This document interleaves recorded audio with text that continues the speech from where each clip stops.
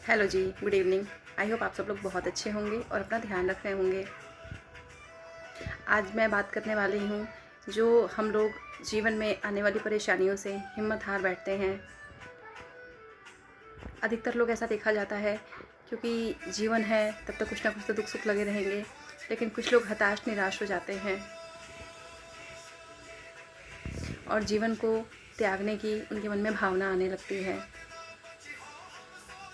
और कुछ लोग हैं जो बिल्कुल हताश निराश हो जाते हैं जब उनके सामने कुछ ऐसी विपत्ति आ जाती है लाइफ में।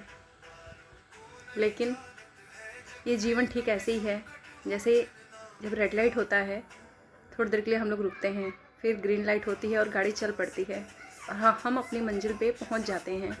ठीक यही चीज़ अप्लाई होता है हमारी लाइफ पे। हम सब लोग एक दूसरे से हमें हिम्मत मिलती है, एक दूसरे से हम लोग कुछ ना कुछ सीखते रहते हैं और अपने जीवन में आगे बढ़ते हैं।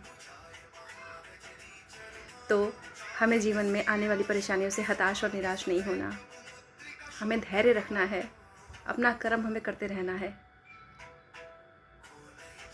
परेशानियाँ आई हैं, लेकिन अगर हमने धैर्य रखा, परमपिता परमात्मा का सहारा लिया, तो ये परेशानियाँ चली जाएंगी और हम अपनी मंजिल पा लेंगे, हम अपने जीवन यात्रा को कंप्लीट कर पाएंगे। इसके लिए बस कहते हैं ना, विपत्ति में दो ही चीज़ सहायक है, वो है धैर्य।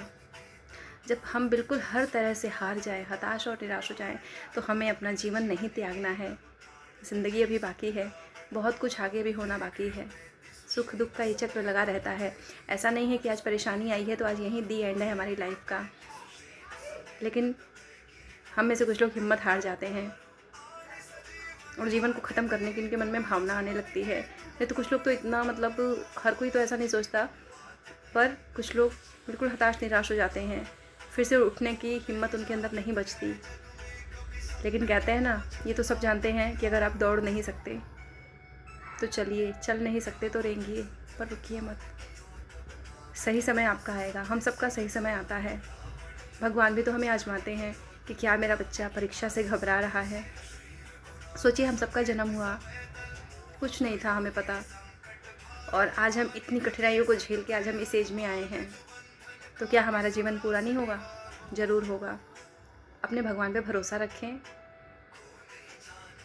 विपत्ति का काटने का एक मूल मंत्र यही है कि उस समय बिल्कुल धैर्य रखें, शांत हो जाएं, परमपिता परमात्मा की शरण ले लें। और मैं तो यही सजेस्ट करूँगी कि हमें सुख हो या दुख, कभी भी अपने परमपिता परमात्मा को नहीं भूलना। क्योंकि देखो आप, जब एक पेड़ से एक डाली कट जाती है तो उसकी लाइफ ख़त्म हो जाती है, क्योंकि उसका सोर्स ख़त्म हो गया जिसकी वजह से वो जिंदा थी डाली। तो हम जब अपने परमपिता परमात्मा को भूल जाएंगे तो आप खुद सोचो हमारे जीवन का क्या हाल होगा।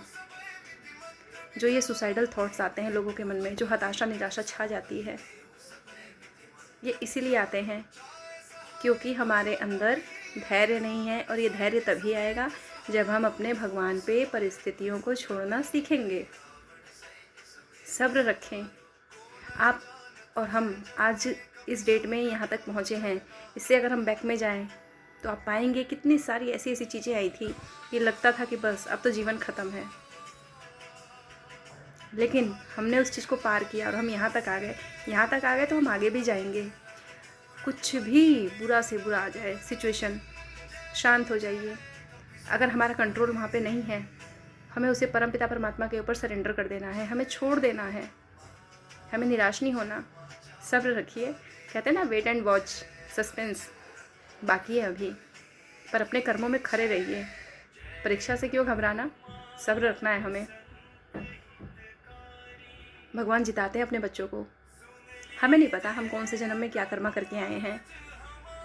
कोई भी चीज़ ऐसे नहीं हो रही है, ये सब प्रोसेस है जो करके आए हैं और आज भी हम जो कर रहे हैं। तो बस बात इतनी सी है कि हमें सब्र रख के उस समय को बिता लेना है। कुछ करने का मन नहीं कर रहा, मत करिए, शांत होइए, पानी पीजिए, चाय पीजिए। जिनसे आपका दिल मिलता है, जिन पे आपको ट्रस्ट है, उनसे आप अपनी बातें शेयर करिए। बिल्कुल शर्मिंदा नहीं होना कि इनको पता चल जाएगा तो ये क्या सोचेंगे मेरे बारे में। अरे मैं कहती हूँ, ज़िंदगी से बढ़ के किस बात की शर्मिंदगी, पर ज़िंदगी को त्यागने का कभी ना सोचें।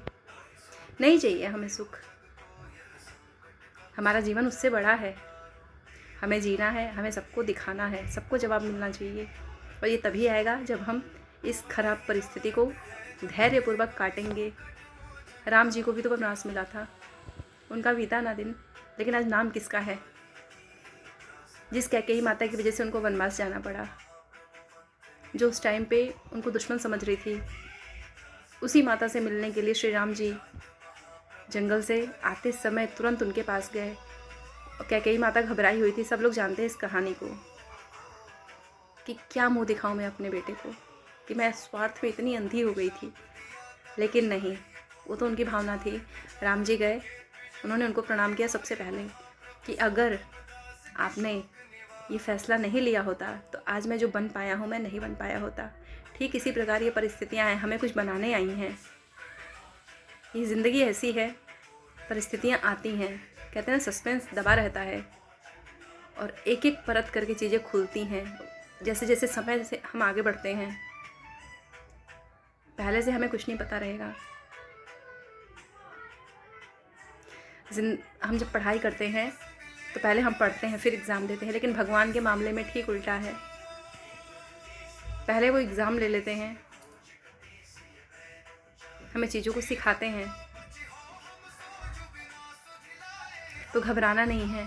जब हम धरती पे आ गए तो हम भगवान के प्रोसेस से क्यों घबराएं? हमें नहीं पता हमारी सांसें कितनी हैं।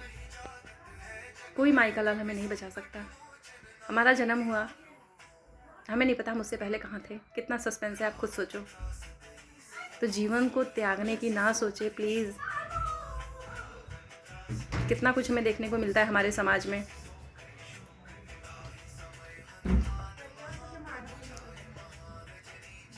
तो आशा करती हूँ आप लोग इन भावनाओं को समझेंगे और अपने जीवन पे काम करेंगे और इन परिस्थितियों से आप बाहर निकलेंगे हंसते हंसते। धैर्य रखिए, समय बीत जाएगा। और जीवन को त्यागने की ना सोचें।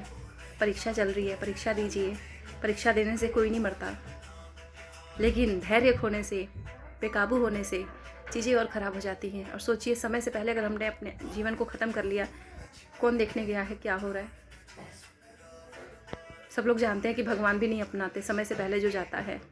अभी तो हम शरीर में हैं, तो हम फिर भी जो चाहें हम कर सकते हैं, जिससे चाहे अपनी बातें शेयर कर सकते हैं।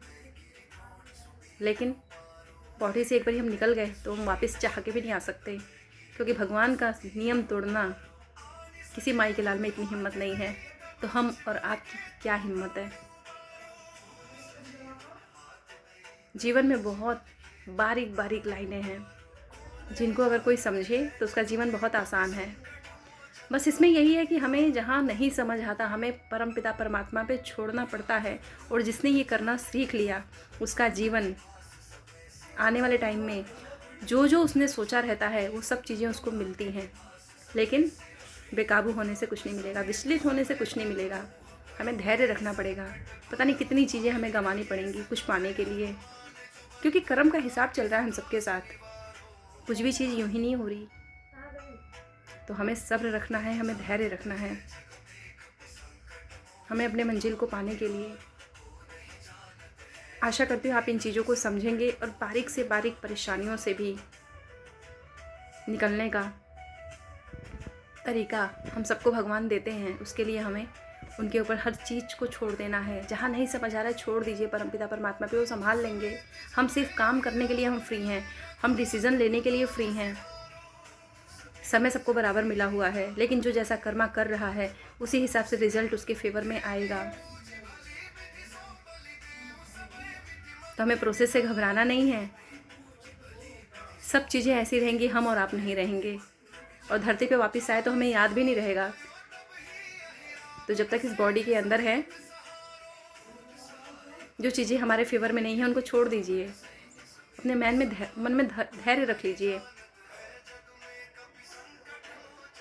कहते ना, मरने से पहले मरना सीखो। क्यों, जब हम मर जाते हैं तो सारी चीज़ें छूट जाती हैं, हम सब्र कर लेते हैं। तो जीते जी मान लीजिए ना कि ठीक है, नहीं है मेरे कंट्रोल में, भगवान देख लेंगे। ऐसा करके देखिए, ज़िंदगी बहुत आसान हो जाती है, बहुत खूबसूरत हो जाती है। सब कुछ होने से ही खुशियाँ नहीं मिलती। जो चीज़ों को सब्र करने से सुकून आता है मन में, जो सुकून की नींद आती है, लेकिन अपने जीवन को त्यागने की कभी ना सोचे समय से पहले। सब लोग बहुत समझदार हैं, इन चीज़ों को समझ सकते हैं। और ज्ञान ऐसा खुराक है जो बड़ी से बड़ी उलझन को चुटकियों में ख़त्म कर देता है। और जहाँ ज्ञान नहीं है वहाँ अंधकार ही अंधकार है। छोटी से छोटी चीज़ भी बहुत बड़ी बन जाती है और हमारे जीवन को भारी बना देती है, उबाऊ बना देती है। मन भारी हो जाता है, किसी चीज़ में मन नहीं लगता। तो परमात्मा की शरण में रहें, जहाँ नहीं समझ आए उनके ऊपर छोड़ना सीखें, क्योंकि ये बात एक दिन की, एक पल की नहीं है। जब तक सांस है ये चीज़ें लगी रहेंगी, ये चीज़ें हमारे साथ साथ चलती हैं। लेकिन हम अपने अच्छे कर्मा से चीज़ों को काट सकते हैं। जो हमारे फेवर में नहीं है, जो हमारे फेवर में है, वो हमारे त्याग से वो चीज़ हमें भगवान सही समय आने पे हमें उसके पात्र हम हैं तो हमें वो चीज़ मिल जाएगी। किसी चीज़ के लिए हमें विचलित नहीं होना, हमें धैर्य रखना अपने मन में। अपने जीवन को हमें आसान बनाना है। जब हम यहाँ तक झेलते झेलते आ गए, सोचिए जब हम लोग 10th क्लास में होते हैं कितना घबराते हैं, 12th में होते हैं कितना घबराते हैं, ग्रेजुएशन करते हैं, जिसको जिस लाइन में जाना है, हर कोई, कितने सारे कॉम्पिटिटिव एग्ज़ाम्स होते हैं। हम जब सब कुछ कर लेते हैं तो फिर छोटी मोटी चीज़ों में क्यों घबरा जाना। चाहे हमारा रिश्ता नाता हो, कोई भी परिस्थिति हो जो हमारे लिए फेवरेबल नहीं लग रही है, उसको निकल जाने दीजिए। वहाँ शांत होना है हमें।